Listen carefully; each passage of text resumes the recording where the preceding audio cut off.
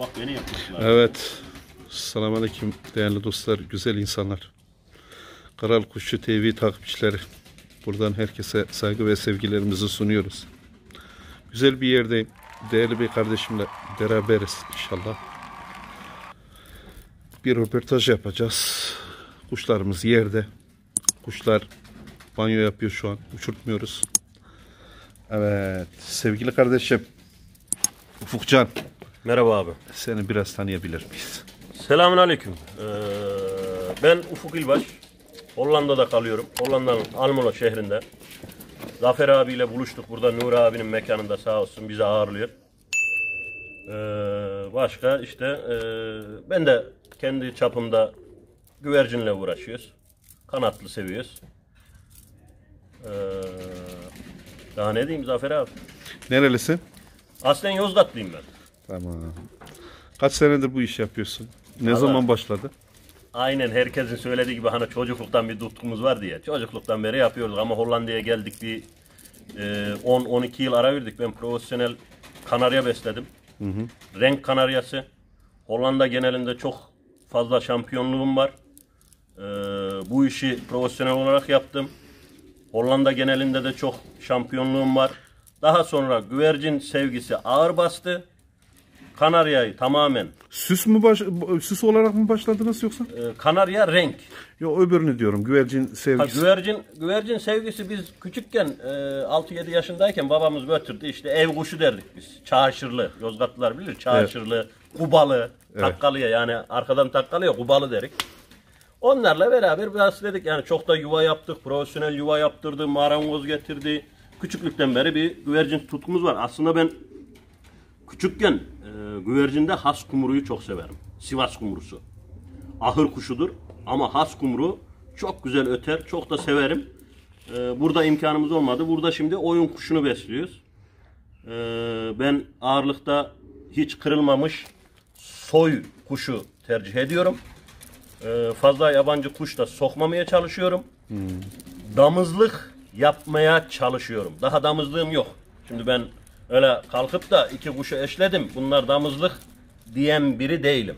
Benim damızlık anlayışım çok farklı. Ha, Zafer abi sorarsa anlatırım. Biraz uzun olabilir ama kısa şekilde anlatırım. Buyur abi, sen başla, dinleyelim. Ne şekilde Zafer abi? Damızlık konusunu mu? Evet. Valla şimdi damızlık konusu takla güvercinde en ilk sıraya koyduğumuz, en önem vereceğimiz olaydır abi. Bu benim düşüncem. Düşünceme katılan güvercinci arkadaşlar olabilir, olmayabilir. Saygı duyarım. Damızlığın sürdürülebilir olmasını, devamlılığını yaparsak bu takla kuşunun geleceğini kurtarmış oluruz abi. Geç abi. Yani bu takla kuşun da vay içine kan katayım, vay erkek şuradan aldık, vay erkeğe bu çok iyi kuşçuymuş, bundan dişiyi aldık. Böyle kuş olmaz abi. Damızlığı yaptığımız zaman, damızlığın bir kuşun damızlık diyebilmemiz için yavrusunu oynatacağız. Ekeliğini göreceğiz. Yavruya kusturduktan sonra göreceğiz. Torununu oynatacağız. Bak, damızlık eşe attığımız, yani daha damızlık olmadı, eşlediğimiz kuşun torununu göreceğiz. Torunu da oynarsa, memnun kalırsak bu kuş damızlığa aday, damızlık oldu diyebiliriz. Bak, torununu oynatacağız ama bak, torununu. Kendi yavrusunu değil direkt. Peki Ufuk abi, istediğin gibi çıkmazsa ne yapıyorsun yani? Sen diyorsun... Abi şimdi istediğimiz gibi çıkmazsa zaten istediğimiz gibi çıkmadığı için millet kuş kırıyor. Tamam. Millet habire kuş kırıyor yani. Tamam. Kuşu ondan eşle. Sende de o bir tane ırk var. Sen de onunla yetinemedin, seni duyurmadı. Ne olacak bu? Şimdi bak, işte bu da önemli aslında. Damızlıktan sonra da bu geliyor. Yetinmek. Tatmin olmak. Tatminkar olmazsan kuşun sonunu bulamazsın abi. Kuşçu da olamazsın. Benim düşüncem. Bu senin düşüncene ben katılmıyorum. Tatminkar olmazsan diyor bak. Şimdi sende bir ırk var, bu da seni tatmin etmiyor. Gözünde başkasını, kuşunu gördüğü zaman da bu sefer de beğeniyorsun. Evet. Keşke de bende de bu öyle çıkma. Ama şimdi çıkma şöyle bir şey var. Yok. Bir tek ırk var sende abi. Zafer abi, sendeki ırkada ben imreniyorum. Öyle olmaz. Sende olmadığı için işte. Bak, ben de sana diyorum ki kendi elimizdeki olan ırkı, o ırkı sen devam ettir. O da o ırkı devam ettirsin. Yani Her bütün ırktan, her bütün Tamam da bende bizim olmasa arayışımız şart değil. ne? Oyun kuşu değil mi? Abi oyun kuşu. Ya hataları varsa? Bak abi. Senin hatası ırkının? varsa ben de diyorum ki sana. Şimdi bir kuşta %10 hata olur, %20 hata olur, %50 olur. %50 olduğu zaman o kuşu devam ettirme. Ama %10 hataya da kabullen. %10 hatayı da silmeye çalışırsan Onları ben görmem zaten. kuşsuz kalırsın. Bak onları Öyle mi? ben Nur abi. görmem. Nuri abi. %10 hatayı da hata sayarsan kuşsuz kalırız abi. Kuşu beslemeyiz o zaman abi. Kanatlı bir hayvan. Yani Bak olmaz abi. Kanatlı hayvan hatasız dost arayan dostsuz kalır. Bravo. Allah razı olsun. Yüreğine, Öyle mi? ağzına Öyle. sağlık. Tatminkar olacağız. Kuş hata yapabilir. Elimizdekiyle Kuş, yetineceğiz tabii diyorsun. yetinmesini bileceğiz. Fazla arayış içinde olup kuşları kırmayacağız. Kırarken de soy kuşuyla soy kuşunu kırmaya dikkat edelim. Çünkü atıyorum bir kuş aldık. Bu kuşun ceremesini bilmiyor. Kaç tane kuşuna kırıldı. Onu da bilmiyor. Bu kuşu aldık. O kuşu da bilmiyor kırıklığını. İşiyle eşledik. Hani hangisinden, hangi ırktan oynattı bu kuş? Onu da bilmiyor. Anlatabiliyor muyum? Yani o yüzden fazla maceraya gerek yok. Evet. Damızlık yapmayı öğrenirsen kuşu uçurursun. Damızlık benim metodum. Benim metodum. Ana soyu, baba soyu. Ana soyuyla baba soyu sende olduğu sürece korkma. Başka yerden de kuş sokma. Ana soyuyla baba soyu tutturursan, bunlardan gelen yavruyu birbirine eşler oynatırsan ana soyunu da devam edeceğim. Bak bir kuşçuda olmazsa olmazım benim 2 soy 1 damızlık. Bak bu sözüm yaban atmayın. 2 soy 1 damızlık. Bu damızlık bu 2 soyun kırımından olur. Heh. Bu kırımdan damızlık elde edersen damızlığın devamlılığını bu 2 soyu devam ettirirsin. Benim sevdiğim bir abi var kuşçu. Ben ondan kuşa aldım 25 yıllık soy. Ufuk dedi ne yaparsan yap bu soyu devam ettir. Ama damızlık yapmak istiyorsan da dedi bu kuşun içine kan kat. Ama bu soyu yok etme dedi. Soyu devam ettir. İçine kan kat.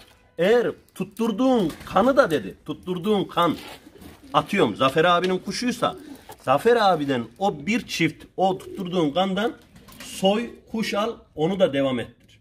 Damızlık bu abi benim anlayışım. Ana soyu da baba soyu da önemli. Ha şunu da söyleyeyim. Devam et. Devam et. Ben bir çift kuş aldım. Güzel de tuttu. Yavrusunu oynattım. Torununu oynattım. Beni tatmin etti. Bu damızlıktan tekrar bir damızlık elde etmem için ana soyuna inerim. Ana soyuna %90 inebilirim. %90 inip bir dişi ayırırım. Baba soyuna inerim. %90 bir baba ayırırım. O ayırdığım babayla, o ayırdığım erkekle o ayırdığım dişiyi eşlediğim zaman bana ikinci damızlığı koyar. Ha bunu değişik metotları vardır. Zafer abi başka yapar, Ahmet abi başka yapar, Fezullah abi başka yapar ama damızlığı yapmak önemli. Şunu da söyleyeyim. 2 kuşu eşledim. Damızlığa giderken, ana soyuna giderken, baba soyuna giderken eşledim. %75 ana soyuna gittiğim zaman kuş daha güzel oynadıysa, %75 ana soyuna giden kuş daha güzel oynadıysa ben her zaman %75 ana soyundan yavru uçurmaya gayret ederim. Damızlık öyle olur. Yani illa %100 baba değil de hani atıyor mesela %50 baba soyuyla %100 ana soyunu eşleyip de güzel yavru oynattıysam her zamanki damızlığım %50 baba %100 ana soyundan eşler öyle yavru uçururum.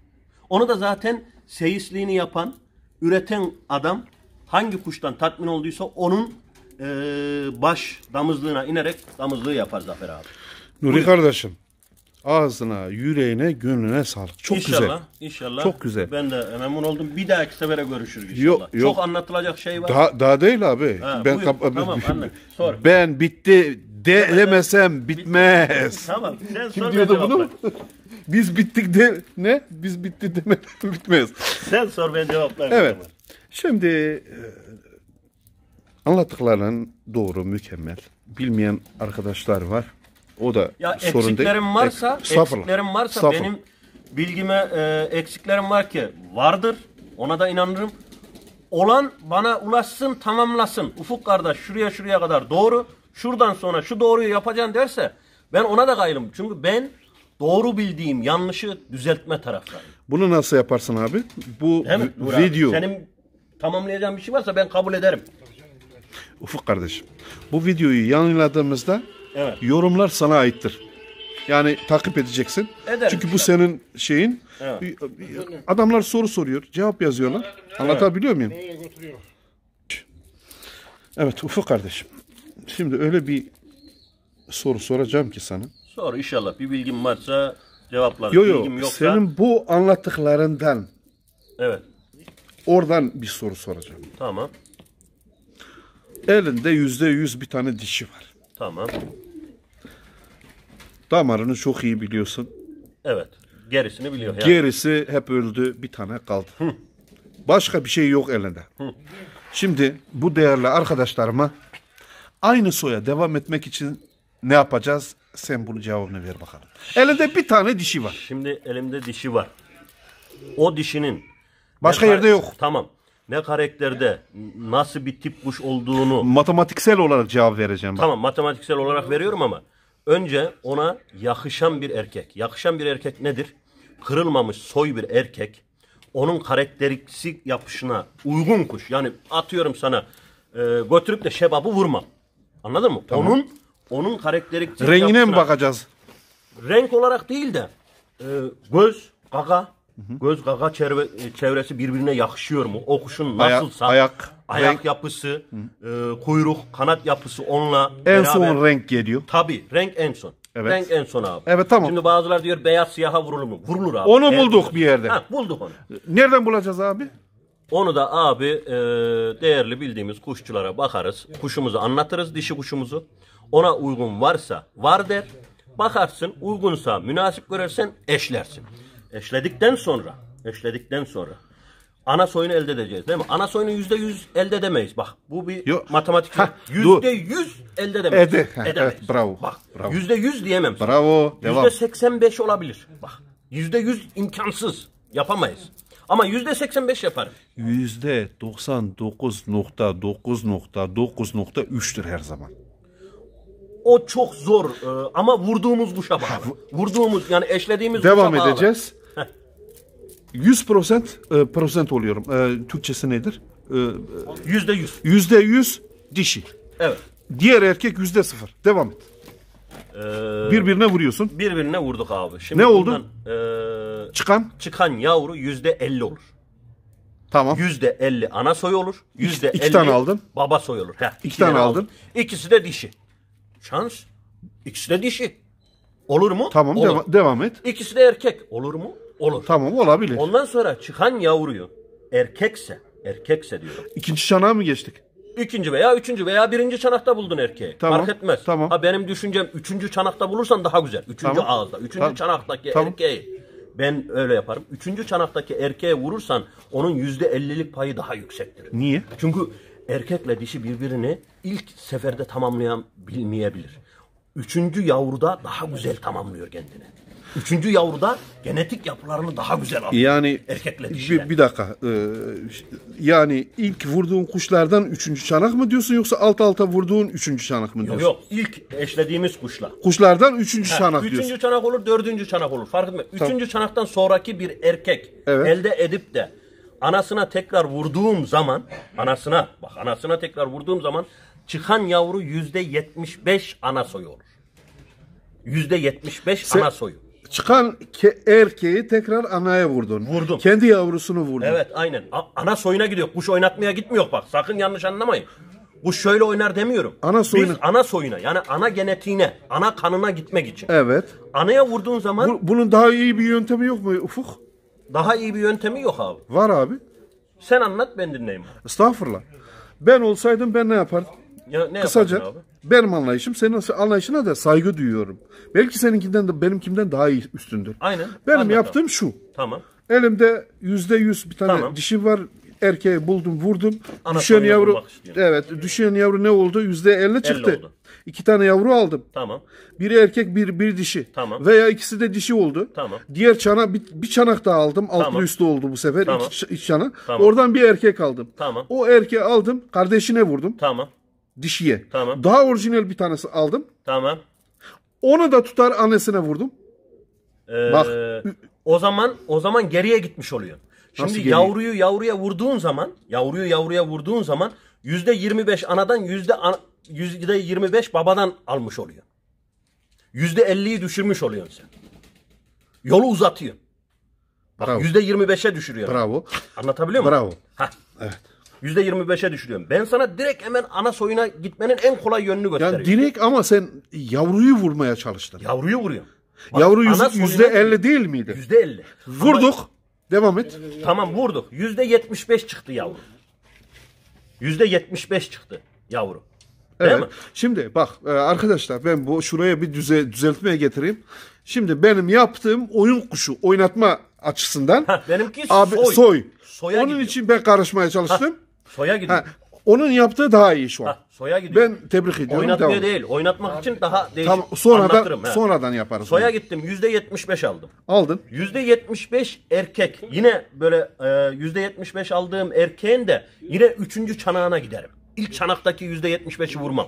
Yine böyle 3. çanaktan sonraki Girdin. %75 erkeğe tekrar anasına vurduğum zaman %90'ın üstünde ana soyundan bir kuş elde etmiş olur. Dur abi. %75 bölü 4. %100 olmaz abi. Dur. Ha bölü de %87'ye şey olur. %87 küsur olur. %85'i makbulümdür benim. Evet. %85'i. Böyle Soya böyle tekrar gidersin. geldi. He, soya tekrar gidersin. Tekrar geldi arkadaşlar. Tekrar geldi. Tekrar geldiği zaman o anayla o soyu devam ettirip o baba soyundan baba zaten Babayı ayrı bir soy. çıkartır atarsın abi. Ha, atarım fark etmez ama o ana soyundan o babayla eşlediğim yavrular eğer güzel oynadıysa süper oynadıysa tekrar o ana soyundan bir dişiyi babasına veya babasının oğluna vurduğum Torunlarından bir tane torunlarından bir tanesine vurduğum zaman o da aynı şekil çok güzel oynar. Eyvallah. Çok güzel oynar. Değerli- Yani damızlığın sürekliliğine bunu söylüyorum. Bir damızlık yapmak kolay değil. Damızlık yapmak için 3-5 senen geçer. Senelerini alır. Ha kolaydır. Senden bir erkek alırım, ondan bir dişi alırım. Ufuk abi.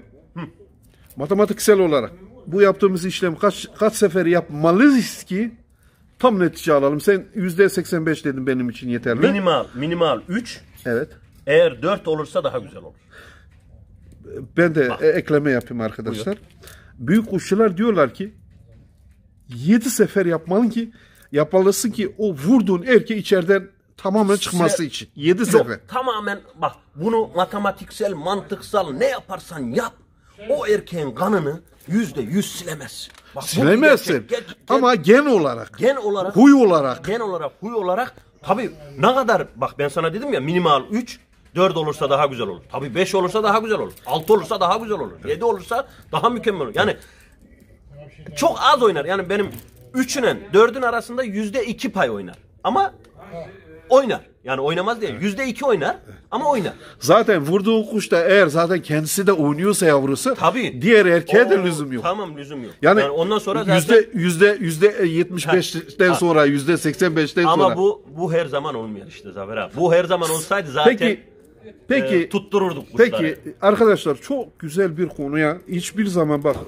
Değinmedin, Kral evet. Kuşçu'da Kral Kuşçu Tepe'de böyle matematiksel olarak böyle bir şey yapmadık. Allah senden Ben razı olsun. bunun takipçisiyim abi. Ben de yapıyorum her bunu. şekilde Ben de her yapıyorum. şekilde abilerime anlatıyorum. Gözlemliyorum, araştırıyorum. Hollandalılar bu gen yapısını, aile yapısını, kuşun geçmişini Hollandalılar çok güzel yapıyor. Ben 15 yıl Kanarya beslediğim için postacılarla, kuşçularla çok birebir yakındım. Araştırırım, sorarım, öğrenirim. Hakemlik derecesinde kurslarımı aldım bir sene boyunca. Ben bütün sevdiğim dostlara, arkadaşlara bir şeyler anlatmaya çalışıyorum. Bilgimi paylaşıyorum. Ha, bilgi eksikliğim var mıdır? Vardır. Tecrübe edinirim. Senden, Zafer abiden bir şey sorarım. Ondan öğrenirim. Doğru bildiğim yanlışı düzeltirim. Bak, biz kuşçular olarak, Türk milleti olarak doğru bildiğimiz yanlışı ne zaman düzeltirsek o zaman iş rayına girer abi. Evet. Eğer bir şeyde körü körüne, diki dikine gidersek olmaz abi. Avrupa'da yaşıyor. Avrupa'daki posta kuşçularını görüyor. Her 4 yılda bir, 3 yılda bir kendilerini yeniliyorlar. Kendilerini yeniliyorlar. Kuşlar nasıl oldu? Bunları hep yeni şeyleri öğreniyorlar. Evet. Adam 50 yıllık kuşçu yeni şey öğreniyor. Yani öğrenmek ayıp değil, öğrenmemek ayıp. Evet. Yaş Yaş önemli değil. Yaş isterse 10 yaşında olsun, isterse 50 yaşında olsun. Ben kanarya beslediğimde çok kişi gelip tebrik etti. Senin yaşında adam 50 yıllık kuşçu bir şey yapamıyor. Bizim kuşçular içinde de var böyle. Adam 50 yıl kuşçu bir şey yapamıyor ama adam da diyor ki ben kanatları seviyorum, yerde seviyorum, yemliyorum. Benim bir iddiam. Ha şunu da söyleyeyim. İddia olmayacak abi. Bu takla güvercinde iddia olursa kuşçuluğu öldürür abi. İddiamız olmayacak. Selamlar, saygılar cümleten. Eyvallah, çok teşekkür ediyorum. Süper bir röportaj oldu arkadaşlar. İlk kez dediğim gibi Kral Kuşçu TV'de böyle bir soy matematiksel olarak veya gen olarak ilk kez böyle bir program yaptık. Evet. Umarım ki sizlere faydalı olmuştur. Faydasını görürsünüz.